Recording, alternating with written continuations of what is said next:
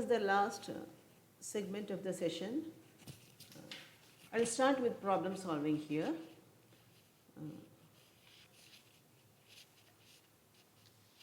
What is a problem? The word problem has its origin in the Greek word problem. Literally means something that is thrown. Thus, problems are obstacles thrown in front of us as if to hamper our progress. You will be moving along some route. You will be studying for the exams, or you will be studying for the weekend progress of classes. Some progress might be hampered. Either you might come down with a fever, or you might have not got the reference books properly, or your notes are not up to the mark. Some problem that is hampering your progress. So these are obstacles thrown in front of us as if to hamper your progress. A problem is thus defined as an unwelcome situation. You didn't ask for it. It just was thrown before you. It must be dealt with and solved or overcome. In the academic context, therefore, a problem can be defined as a question starting from a given set of conditions in order to investigate or demonstrate. You will have to face that question. You will have to put it down. You will have to write down your answers in a rational way. That is the problem you're facing in an academic context. Sometimes problems can be personal, sometimes it can be professional while you're in a professional working place, or in a social context. For example, if there is a marriage taking place in your house, the event manager has not turned up, or there are so many things to be looked upon. So a variety of things to be taken care of, and someone might not have turned up. The cook might not have turned up. The person responsible for the light arrangement, sound and light and sound might not have turned up. The cards could not have got printed for the time being. There are so many things that can happen. Depending on the kind of problem at hand, the approach and tools required will vary.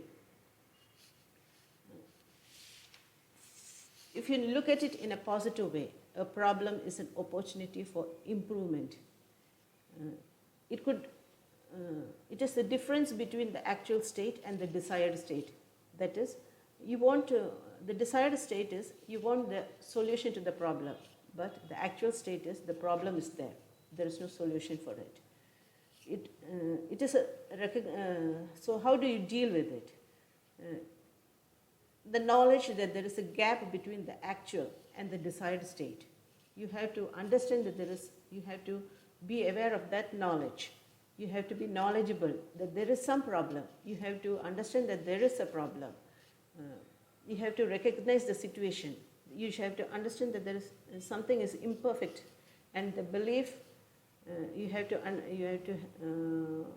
believe yourself that there is a possibility of a better future, that you can achieve something only once you overcome this problem. This problem is a situation that one wants to change by using one's mental processes. So it involves analyzing and solving. How do you identify the problem? You have to deal with the real problem here, not its symptoms. You ask whys. Earlier we have talked about whys and what. There, what was the applicable question. Here, we take the why. Why did it happen? This question of why, it helps getting to the root of the problem. It is a technique popularized during the 70s. For example, in the Toyota, the Toyota group of vehicles, in the production system of Toyota.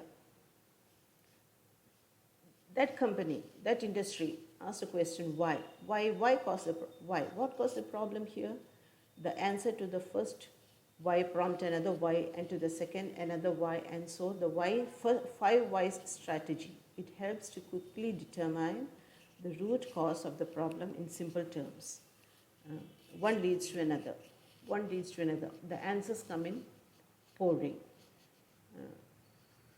It helps understand the full implication of the fact, and it is a simple but powerful technique for extracting the maximum amount of information from a simple and single fact. You see, during the war, the military commanders used this why question. Why did it happen? Why couldn't we win the battle? What went wrong? Why did it happen so? What are the implications of that fact, or why is this fact important? Another is problem-solving technique is the root cause analysis. It is a popular technique that answers the question of why the problem occurred in the first place.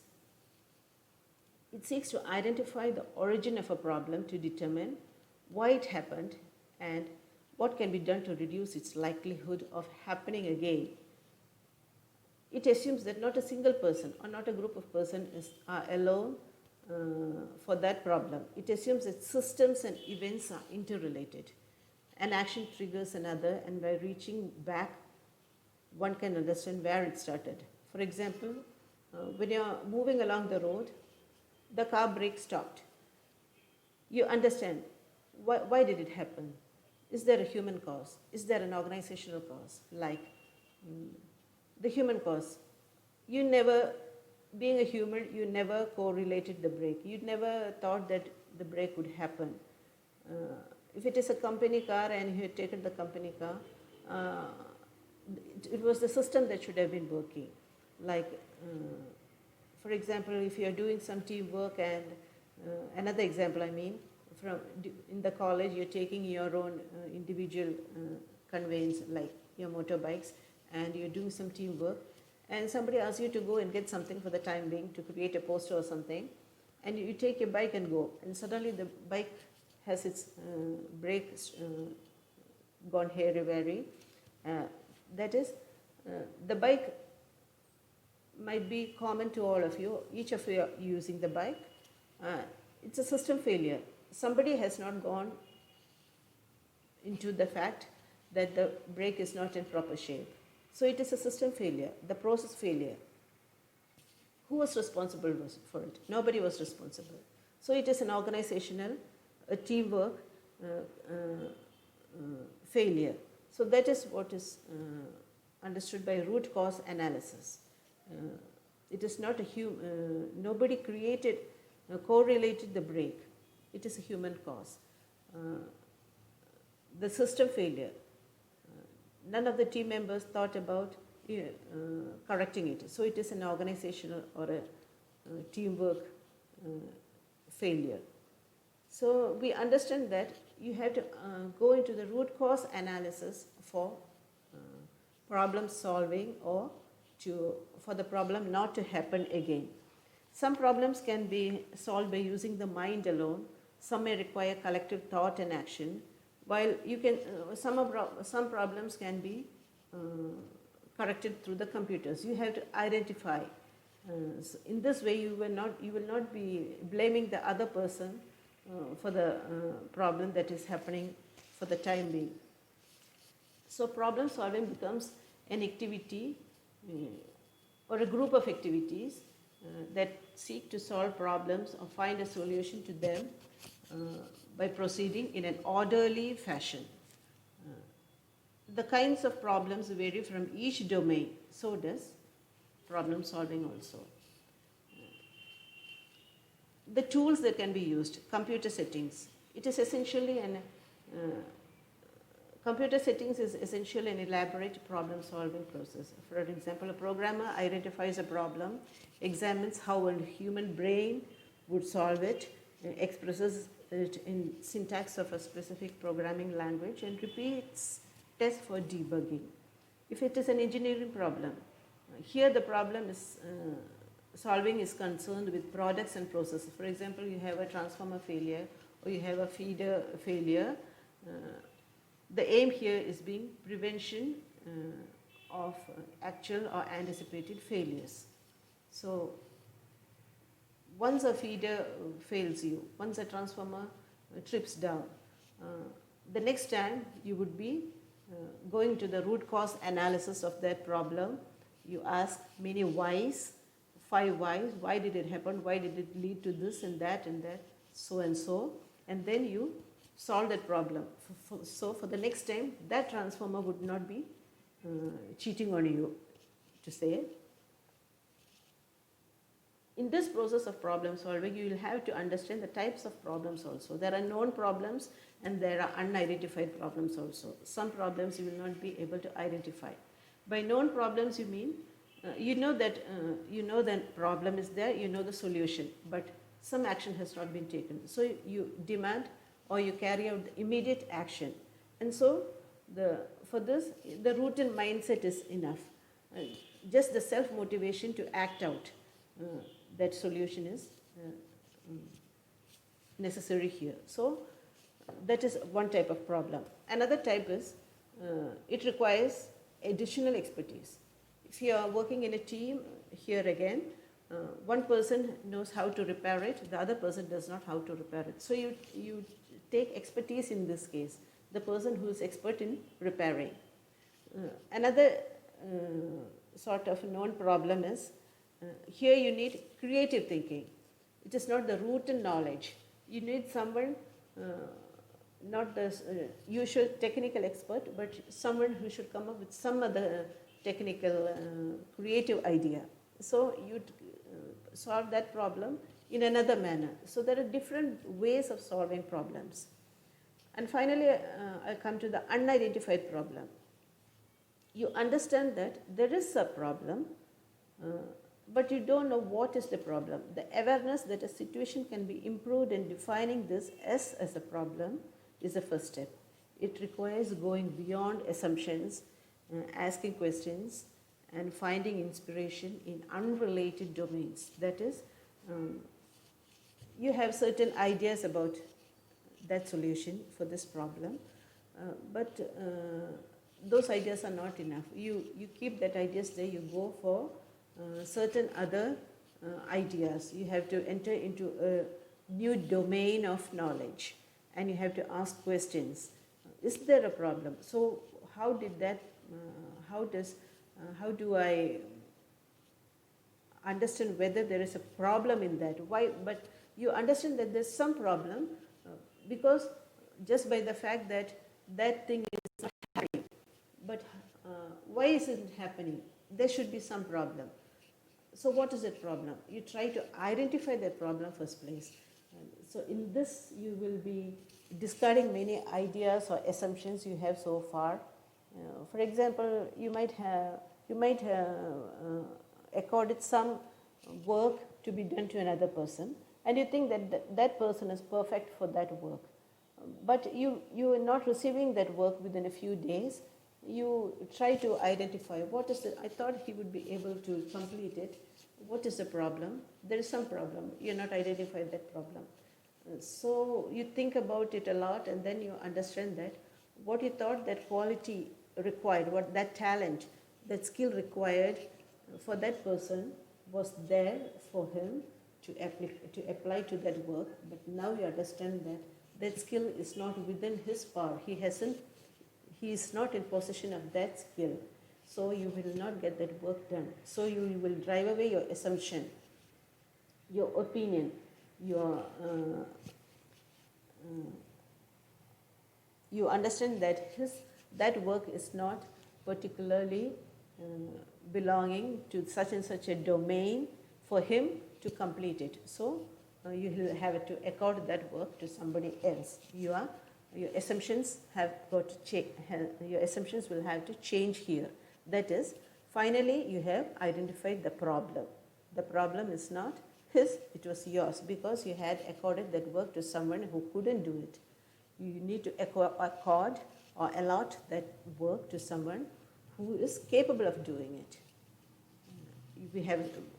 This is what I told earlier about leveraging diversity.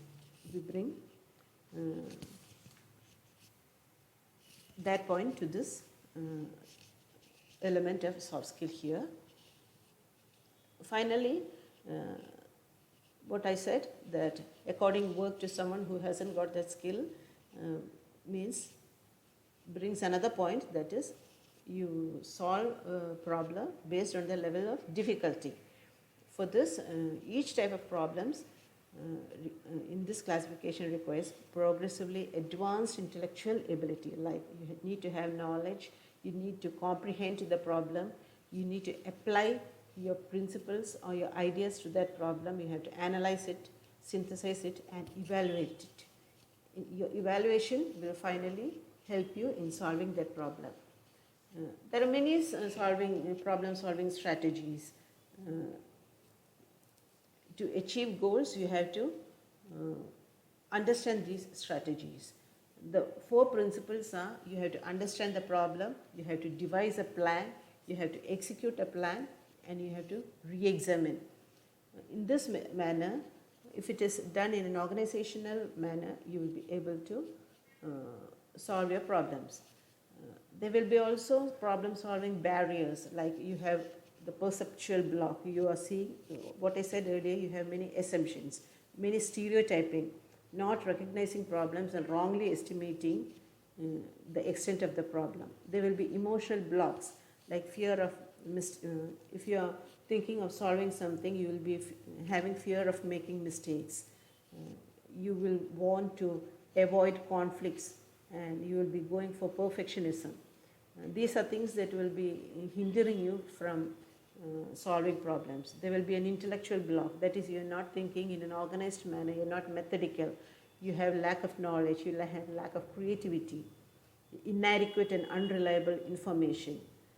Sometimes expressive blocks, you are not able to express your ideas properly. You're not familiar with problem language, that is, you're not able to draw a code or a symbol, or inadequate communicative measures among team members, unsuitable management practices. Sometimes the management is too strict with you, you're in a working area, or they are too relaxed and you are not able to express yourself. Sometimes there is a lack of trust. These are mental constructs or barriers that are unknowingly created, and these barriers that go in the way of problem solving techniques. Then you have the environmental blocks. It occurs when factors in the work or school or home environment interfere with your problem solving ability. For example, you have some distractions, or there is some physical discomfort like ill health, or lack of support by way of access to information, etc. Sometimes there is this cultural block also, the sense of right and wrong in certain cultures vary. So if you want to solve a problem, what is accepted in one culture will not be acceptable in the other culture. There will be a resistance to change. There are certain things subscribing to taboos. You know what you mean by taboo. What is accepted in one society cannot be accepted in the other society. Sometimes there will be an too much of competition for you to put forth your techniques of problem solution, and you may not be able to put forth your technique easily across the board. These are barriers. So you have to understand these blocks and try to overcome these blocks through these are problems through your strategies, by acquiring knowledge, comprehending things properly, apply your ideas that are being put forth in a peaceful or effective manner. You have to analyze them, synthesize them, and then finally come to an evaluation and put forth your problem solving techniques. That is all about problem solution. Next I will come to interpersonal relationship. Before that, I will be talking a few words about decision making. Decisions do not get immediate or easy consensus quite easily. By consensus, everybody agreeing